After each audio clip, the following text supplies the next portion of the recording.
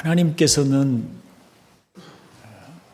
죄로 말미암아 하나님을 떠난 우리를 구원하시기 위해서 오래전부터 선지자들을 통해서 구원을 약속해 주셨고, 그 구원자가 어디에서 태어나시고 또 어떤 일을 하실 것인지, 어떤 방법으로 우리를 구원하실 것인지에 대하여, 또 누구의 후손 가운데 어떤 가문, 계보를 따라오실 것인지에 대하여 상세하게 예언해 주셨고 미리 말씀해 주셨습니다.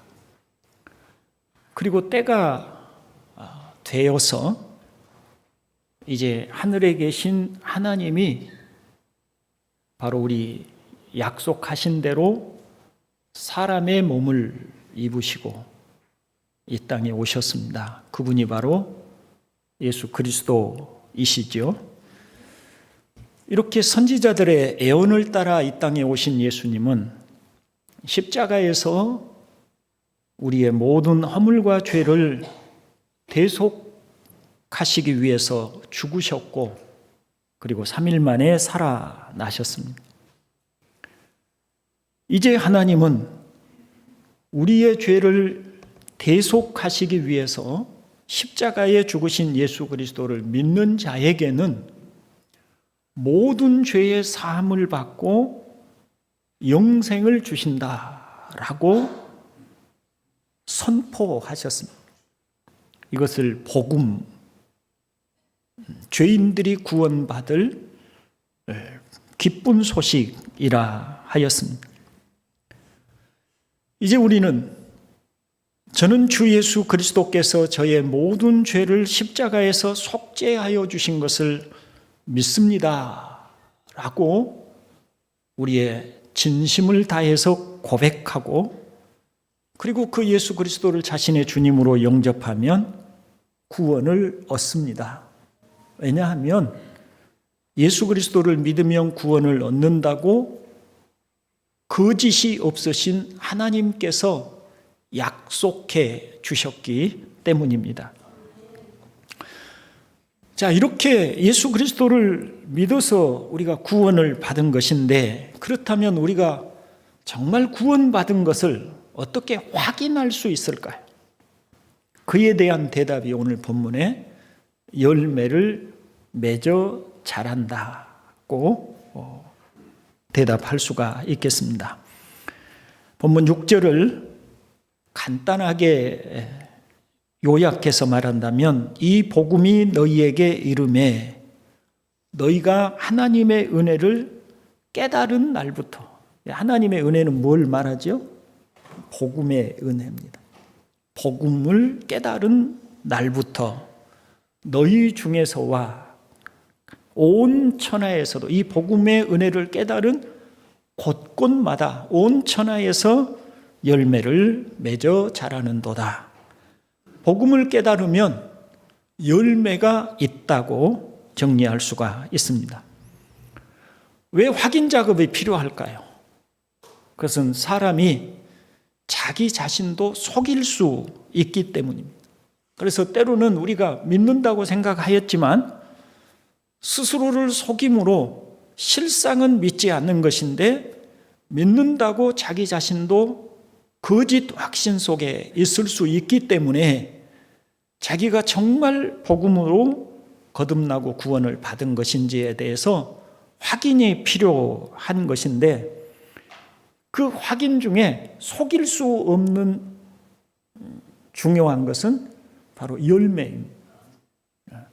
열매는 눈에 보이도록 선명하게 드러나는 것이고 확실한 것이기 때문에 이 열매만큼은 속일 수 없으므로 우리가 참으로 구속함을 받은 하나님의 자녀인지, 이 복음을 믿은 사람들인지에 대해서 열매를 통해서 알 수 있다.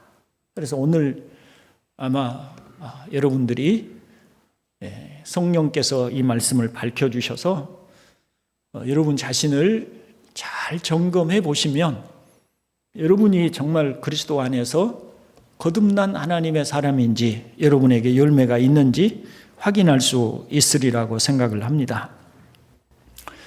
복음이 열매를 맺을 수밖에 없는 것은 그 복음 자체가 가지고 있는 능력 때문입니다. 살아있는 나무가 아니면 열매를 맺을 수 없다는 것은 상식이죠. 그러니 복음이 열매를 맺는다는 것은 그 복음이 생명이 있기 때문이라는 말이 됩니다. 말하자면 우리가 예수를 믿고 주님으로 영접할 때 그것은 단순히 우리가 그래 한번 믿어볼까? 또는 그래 내가 한번 믿어보지라고 하는 그런 것이 아니고, 어떤 우리의 희망사항이나 자기 확신 같은, 자기 최면 같은 그런 것이 아니고, 복음을 믿을 때 그 복음 자체가 생명이 있고 그 생명의 작용이 있기 때문에 그 복음을 받아들이게 되면 그 안에 그 생명의 작용이, 그 능력이 우리 안에서 자동적으로 열매를 내는 것입니다. 주님이 씨 뿌리는 비유를 말씀을 하셨지요. 이때 이 씨에는 생명이 있어요. 이 씨가 말씀이라고 주님이 그렇게 하셨는데, 이 씨에는 생명이 있어요. 그런 생명이 있기 때문에 가시떨기에 뿌려지든 돌밭 위에 떨어지든 잠시 동안이라도 싹을 내는 것입니다. 그 씨에는 차이가 없습니다. 가시떨기에 떨어지든 돌밭 위에 떨어지든 길가에 떨어지든 씨 자체에는 차이가 없습니다.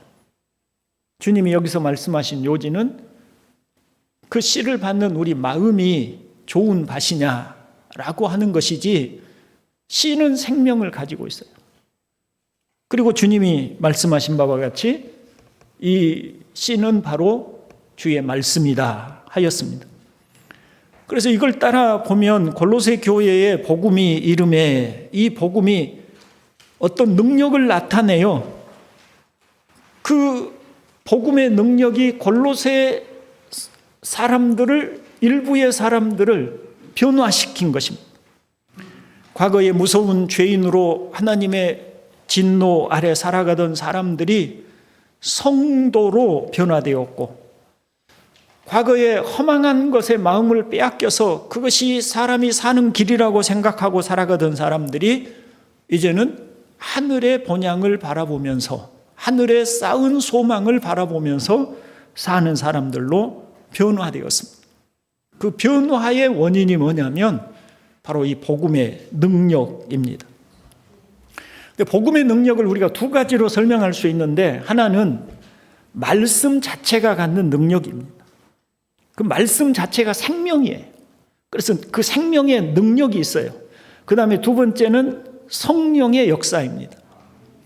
그런데 성령께서는 말씀과 함께 역사하시고 말씀을 통해 역사하시기 때문에 굳이 두 가지를 구분할 필요는 없습니다.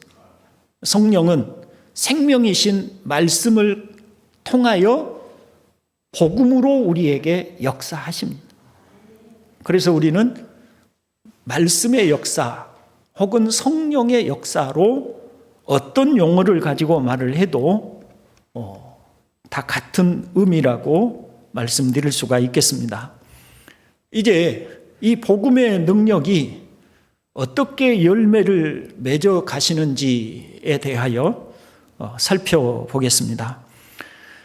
먼저 성령께서 어떻게 복음과 함께 역사하시는지를 말씀을 드린다면, 자, 에바브라가 골로새에 가서 복음을 전하고자 할 때 그는 성경을 가지고 사람들에게 말하였을 것입니다. 그 당시에는 신약 성경이 확정된 것이 아니었기 때문에 아마도 구약 성경을 통해서 가르쳤겠죠. 하나님이 어떻게 구원자를 약속하셨고 그 구원자가 어떤 방식으로 우리의 죄를 속죄하시겠다고 하셨는지 구약의 예언자들의 말과 하나님의 말씀을 가지고 상세히 설명을 하였을 것입니다. 그리고 예수님께서 왜 바로 그 구약에 말씀하신 구원자인지, 그분이 오셔서 어떻게 구약에서 약속하신, 예언자들을 통해서 약속하신 그 약속을 어떻게 이루셔서 그리고 우리의 구원이 되시는지, 그래서 그분을 믿음으로 구원을 얻는다는 이런 진리들을 가르쳤을 것입니다. 자, 에바브라가 이 말씀을 가지고 와서 가르칠 때 누가 이 말씀을 듣고 받을 수가 있었겠습니까? 자, 우리는 모두가 다 성경이 표현하고 있는 바와 같이 허물과 죄로 죽은 자들이었습니다. 우리의 지각은 어두워졌고 우리의 총명은 둔하여졌고 깨닫는 자가 없었어요.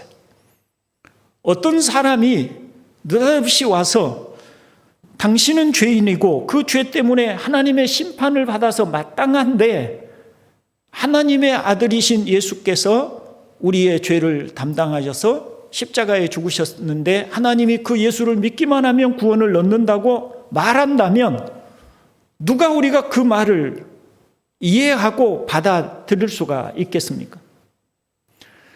사람으로 이 땅에서 사형 선고를 받고 죽은 사형수가 사실은 하나님의 아들이었고 그리고 그 아들이 죽으신 것은 바로 우리의 죄를 위해서 죽으심이라고 말할 때 상식적으로는, 이성적으로는 누구도 이해할 수 없고 용납할 수 없는 헛된 말로 치부되기 마련입니다. 그런데 성령께서 도무지 상식적으로 납득하고 이해할 수 없는 그 일에 그 말씀이 전해질 때 성령이 역사를 보이지 않는 가운데 역사를 하시는 것이에요. 먼저 우리의 지각을 살려서 하나님의 말씀이 진실하고 참된 것이라고 하는 것을 우리로 이해하게 하시는 것입니다. 아까도 말씀드린 바와 같이 우리가 가지고 있는 지각, 이해력, 이것으로는 도무지 상식적이지 않는 이야기인데 그런데 성령이 역사하시니 그 말씀이 진리로 받아들여지게 되는 것입니다. 그리고 또 성령께서는 우리의 지각을 살려주실 뿐만 아니라 우리의 마음을 부드럽게 해주세요. 그래서 마치 좋은 밭처럼 그 하나님의 말씀을 거부하지 않고 그 말씀을 받아들일 수 있는 그런 좋은 땅처럼 하나님이 성령께서 우리의 마음에 보이지 않는 가운데 역사를 해주신 것입니다. 그리고 성령은 우리의 의지를 설득하십니다. 사실 복음을 받아들인다는 것은 지금까지 생각하고 살아왔던 삶의 방식이 이게 잘못되었다는 것을 알게 되고 그것을 버리고 새로운 삶의 방식, 이제부터는 하나님이 계신 것을 알게 되고 그분이 하신 말씀을 따라서 살아가는 삶으로의 변화, 새로운 삶의 결단이 이루어지는 것인데 이런 결단은 내가 지금까지 추구하고 살아왔던 모든 가치들을 버리고 새로운 가치들을 따르겠다는 것인데 이런 의지적 결단을 할 수 있도록 돕는 분이 바로 성령이신 것입니다. 성령은 이렇게 우리의 지각을 살려주시고 마음을 열어서 그 말씀을 받아들이게 해주시고 의지적 결단을 하게 해주십니다. 자, 바울이 고린도에 보낸 첫 번째 편지 고린도전서에서 이렇게 말을 하고 있습니다. 2장 8절을 보면 이 지혜는 이 세대의 통치자들이 한 사람도 알지 못하였나니 라고 합니다. 그러니까 이것은 사람이 기본적으로 받아들일 수 없는 지혜라는 거죠. 기본적으로 알 수 없는 지혜라는 것입니다. 그리고 이어서 이렇게 설명을 하십니다. 하나님이 자기를 사랑하는 자를 위하여 예비하신 모든 것은 하나님이 자기를 사랑하는 자들을 위해서 예비하신 모든 것은 무엇입니까? 복음 안에서 주신 모든 은혜들이죠. 이런 모든 은혜들은 눈으로 보지 못하고 귀로 듣지 못하고 사람의 마음으로 생각하지도 못하였다. 사람이 눈으로나 이성적으로나 마음으로라도 한 번이라도 그런 생각을 해볼 수 없는 감춰진 것이었어요. 이건 이해할 수 없는 비밀에 속한 것이었어요. 다시 10절을 보면 오직 하나님의 성령이 하나님이 성령으로 이것을 우리들에게 보이셨으니, 이 앞에서 말한 하나님이 사랑하는 사람들이요, 하나님이 자기를 사랑하는 자들, 그 하나님이 사랑하는 사람들에게 이것이 뭐예요? 그 복음을 통해서 우리에게 주시겠다는 모든 은혜들이죠. 바로 이것들을 우리에게 보이셨으니 성령은 모든 것 곧 하나님의 깊은 것까지도 통달하시느니라고 하여서 이것을 우리에게 알게 하고 깨닫게 하고 받아들이게 하고 하는 이 모든 일을 누가? 성령께서, 하나님의 영이신 성령께서 하신 일이다, 이렇게 말을 합니다. 그래서 10절을 보면 오직 하나님이 성령으로 이것을 우리에게 보이셨으니 성령은 모든 것 곧 하나님의 깊은 것까지도 통달하시느니라 했고, 그리고 12절에서는 우리가 세상의 영을 받지 아니하고 오직 하나님으로부터 온 영을 받았으니, 하나님으로부터 온 영이 누굽니까? 성령이시죠. 성령을 받았으니 이는 우리로 하여금 하나님께서 우리에게 은혜로 주신 것들을, 은혜지요. 우리가 가지고 있는 영리함, 우리가 가지고 있는 총명, 우리가 가지고 있는 지혜를 가지고 이걸 받은 게 아니잖아요.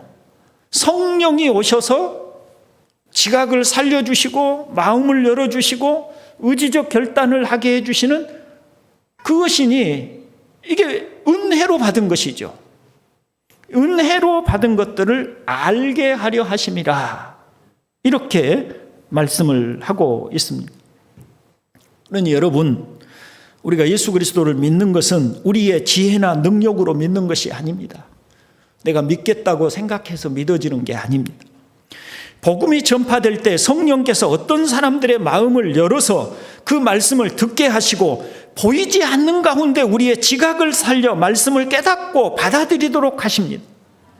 뿐만 아니라 성령님은 우리의 의지를 새롭게 하셔서 그리스도를 주님으로 영접하여 하나님의 말씀과 뜻을 순종하는 사람으로 변모시켜 주십니다.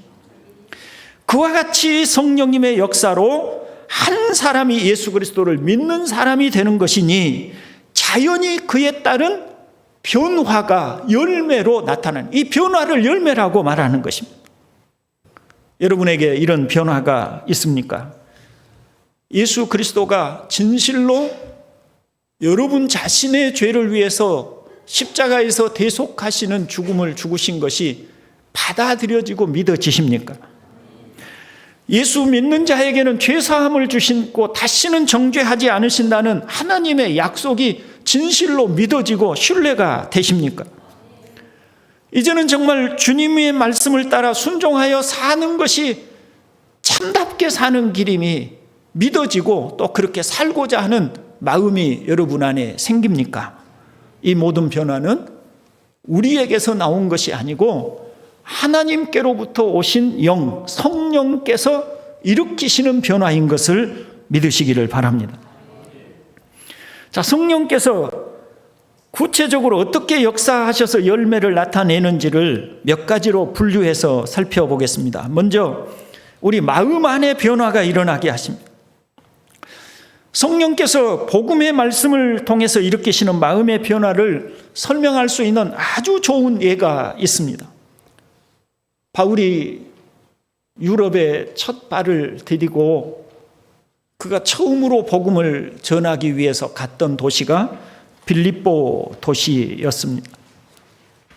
마침 바울이 도착하고 그 다음 날이 안식일이어서 바울은 늘 그랬듯이 한 번도 와보지 않은 생경한 도시입니다. 생소한 도시 빌립보에서 어느 곳이나 가면 유대인들이 안식일이며 모여서 하나님을 예배하는데 여기에 유대인들이 모여서 하나님을 예배하는 곳이 어디 있을까? 유대인들이 모일 만한 그런 지역을 그가 탐색을 하다가 어느 강가에 드디어 몇 명의 여자들이 모여서 하나님을 예배하는 곳을 발견하게 되었습니다.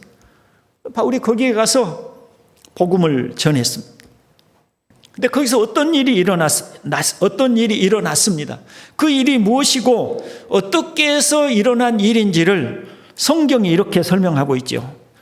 여러분 사도행전 16장 14절로 15절 같이 한번 읽어봅니다. 두아디라 시에 있는 자색 옷감 장사로서 하나님을 섬기는 누디아라 하는 한 여자가 말을 듣고 있을 때 주께서 그 마음을 열어 바울의 말을 따르게 하신지라. 그와 그 집이 다 침례를 받고 우리에게 청하여 이르되 만일 나를 주 믿는 자로 알거든 내 집에 들어와 유하라 하고 강권하여 머물게 하니라. 아멘. 자, 바울이 복음을 전하고 있을 때, 하나님의 말씀을 전하고 있을 때, 설교하고 있을 때 그 말씀을 듣고 있는 여러 여자들 가운데 루디아라고 하는 옷감 장사하는 한 여자의 마음을 성령이 열어주셨어요. 그래서 이 루디아가 바울이 하는 그 복음을 듣고 영접하게 됩니다. 영접한 후에 그에게 어떤 일이 일어나냐면 그는 예수 그리스도를 믿자 자기 가족들에게 다 바울을 청해서 세례를 베풀어 달라고 요청을 하죠. 그리고 자기 집에 머물면서 복음을 전하는 일을 하도록 그렇게 자기 집을 바울에게 제공을 하는 일이 있습니다. 여러분, 이것이 바로 마음을 변화시키는 성령의 역사입니다. 여러 사람이 있었습니다. 모두가 다 그런 마음의 감동이 일어난 것이 아닙니다. 하나님이, 성령이 루디아의 마음을 열어주시니 오직 그 여러 여자 가운데 루디아가 그 복음을 받아들이고 믿게 되는 거예요. 그리고 믿으니 이제는 복음을 위해서 자기 가족들이 세례를 받게 하고 또 복음을 전도하는 교회로 자신의 집을 제공하게 된 것입니다. 이렇게 성령의 역사는 마음의 변화를 일으키십니다. 우리가 예배할 때 핸드폰을 보고 있거나 아무런 생각 없이 앉아 있거나 무료하게 시간만 보내고 있는 사람들이 있습니다. 그런데 성령께서 마음의 변화를 일으키신 사람들은 하나님의 말씀을 진심으로 듣습니다. 반응합니다. 그리고 화답합니다. 마음에 담고 새깁니다. 그 말씀을 따라 살고 싶어 하고 또 살려고 합니다. 그것이 바로 성령이 복음과 함께 역사하시는 결과인 줄을 믿으시기를 바랍니다. 그 다음에 성령의 변화는, 성령이 일으키시는 변화는 자신의 영혼에 대한 관심과 소망을 갖는 것입니다. 사실 불신자들의 특징은 죽음이니 내세니 지옥이니 이런 영혼과 관계된 것에는 관심이 없지요. 그들의 관심은 무엇을 먹을까? 어떻게 잘 살 수 있을까? 어떻게 좋은 집에서 또 건강하게 또 마음의 그 행복감을 느끼면서 어떻게 잘 장수하면서 살아갈 수 있을까? 이런 것이 일반적으로 사람들이 갖고 있는 생각들이고 바램들이고 그것들이 사람들이 추구하고 살아가는 관심들입니다. 그런데 복음의 말씀이 들어오게 되면, 성령이 역사하게 되면 한 번도 생각해 보지 못한 죄의 문제를 끄집어내십니다. 그리고 우리의 살아온 삶이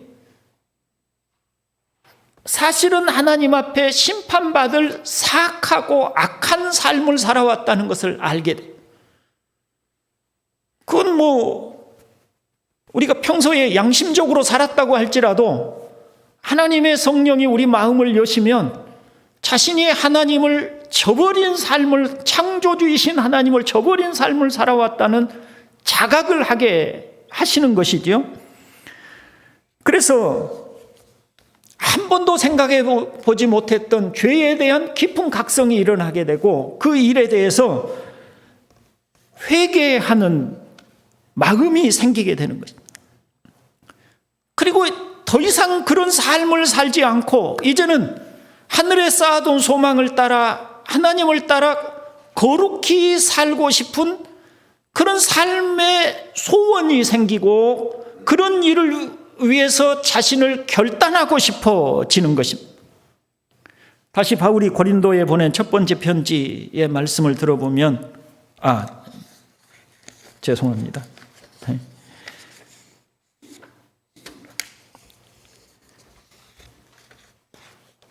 그래서 정결한 삶에 대한 소망을 갖게 된다는 것입니다. 다시 말하면 영혼의 일, 영적인 일에 대한 관심을 갖는 것. 그게 성령이 일으키시는 변화예요. 성령의 세 번째 열매는 하나님과의 관계에 대한 열망이 생기는 것입니다.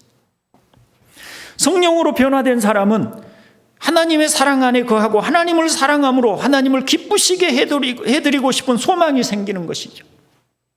그래서 시편 51편에 시인이 말한 것처럼 하나님 내 속에 깨끗한 마음을 창조해 주시고 내 속에 견고한 심령으로 내 속을 좀 새롭게 해 주십시오.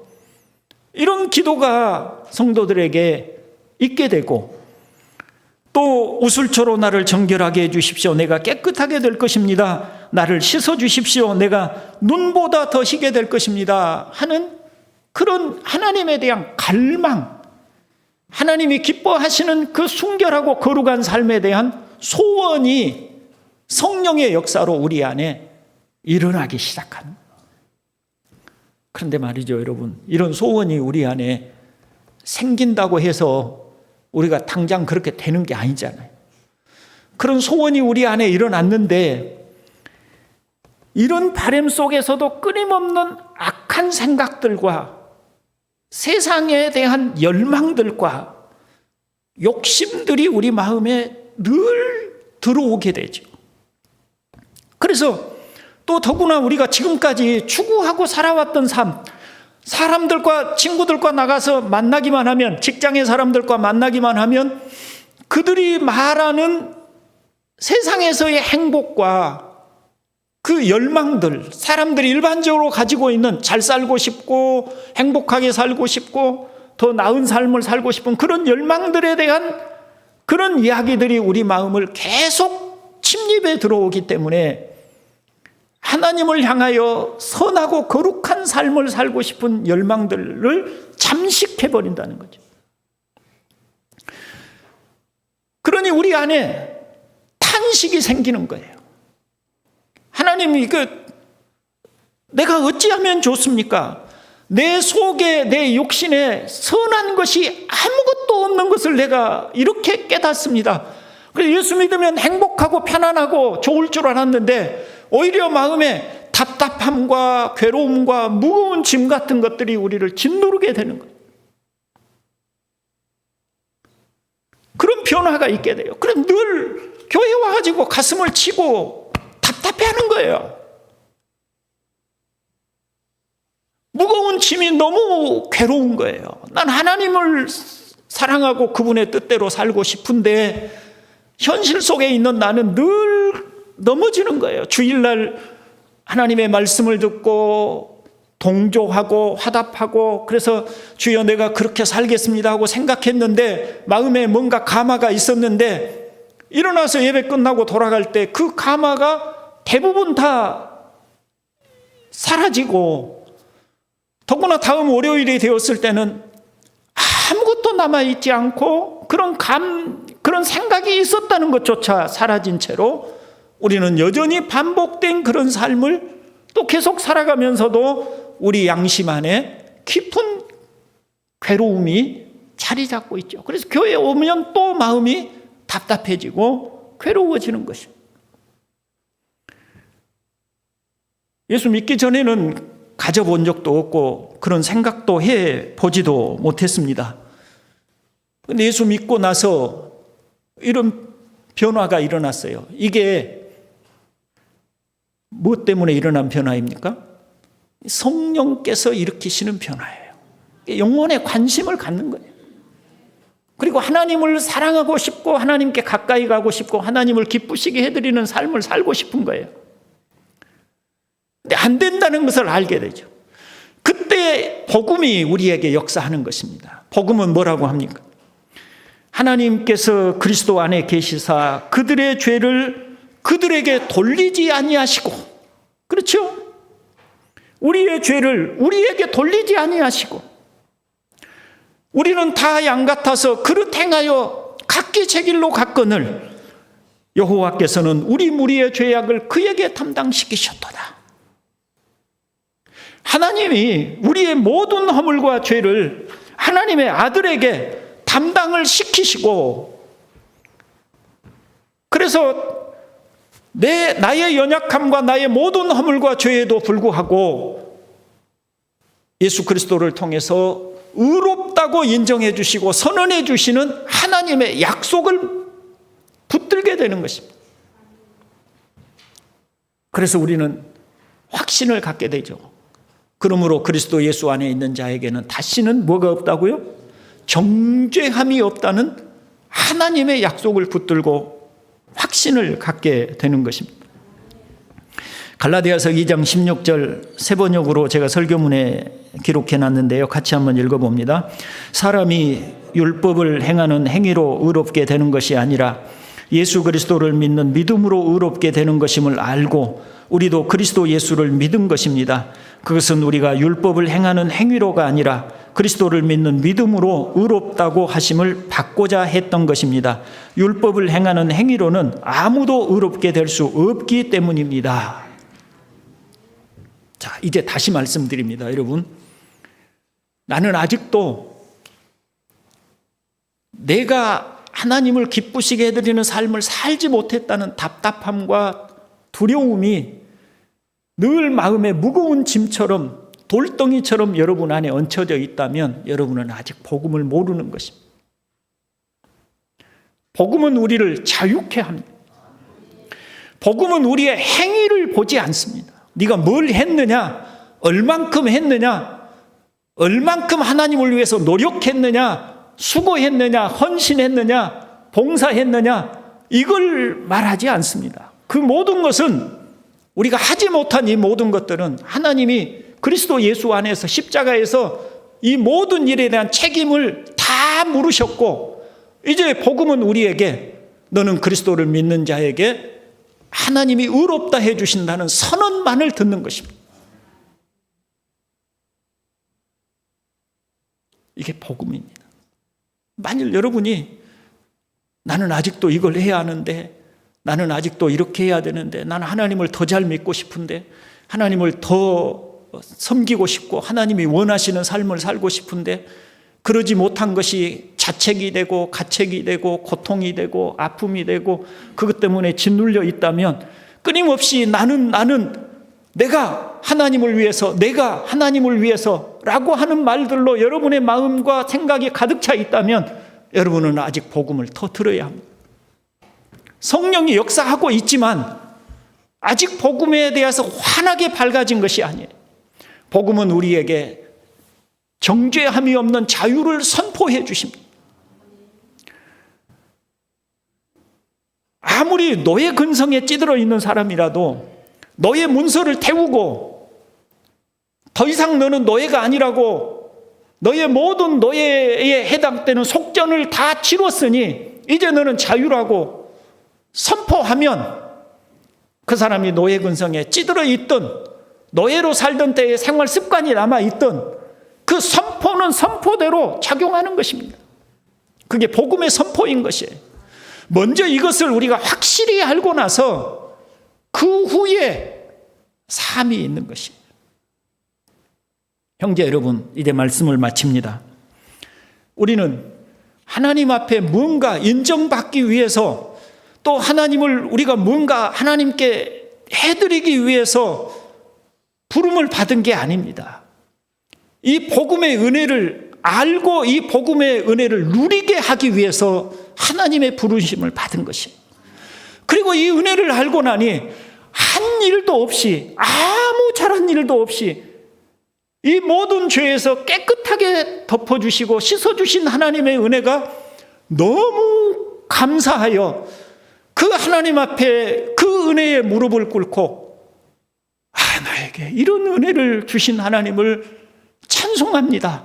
이런 하나님께 감사합니다. 그러니 이제부터 내가 정말 주님이 주시는 힘을 따라서 주님을 기쁘시게 하는 자로 살겠습니다 하고 감사함으로 살아가는 그 삶이 복음에 합당한 삶인 줄로 믿습니다. 이번 기회에 이 복음에 대한 의미를 명확하게 정리하지 못하시면 우리는 늘 율법의 무게에 짓눌려 살아갈 수밖에 없을 것이에요. 근데 제가 이런 설교를 한두 번 했겠어요? 참 오랫동안 이런 설교를 해왔지만 여전히 그 짐에서 벗어나지 못하고 그 무게에서 벗어나지 못하는 그런 성도들의 그 안타까운 마음들을 계속 보고 있어요. 정말 성령께서 이번 기회에 여러분들의 마음에 이 복음의 의미를 확실히 깨닫게 해주시고 진짜 복음의 감격 속에서 살아가는 성도가 되기를 바랍니다. 단적으로 말하면 이렇게도 말할 수 있어요. 여러분 잘한 것 하나도 없어도 죄 지은 것밖에 없고 선한 것 하나도 없어도 예수 그리스도를 진실로 이 복음을 믿으면 여러분은 하나님의 자녀입니다. 그리고 그 감격과 감사 속에서 했던 단 하나의 작은 물 한 그릇 대접하는 이 행위가 하나님 앞에 기쁘게 받아들여지는 상급이 되고 이것이 하나님이 기뻐하시는 일이 되는 줄로 믿습니다.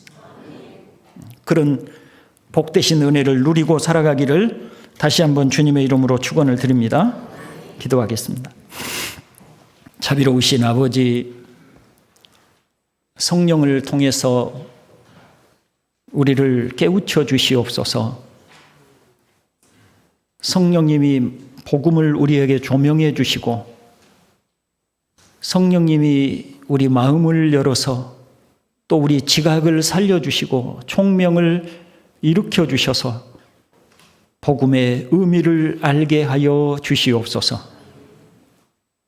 우리 안에 뜨거운 감사와 감격이 있고 자유가 있어 복음의 열매가 우리에게 있게 하시옵소서. 우리 동산교회 모든 형제들에게 성탄절이 뜨거운 감격과 감사 속에 맞이하는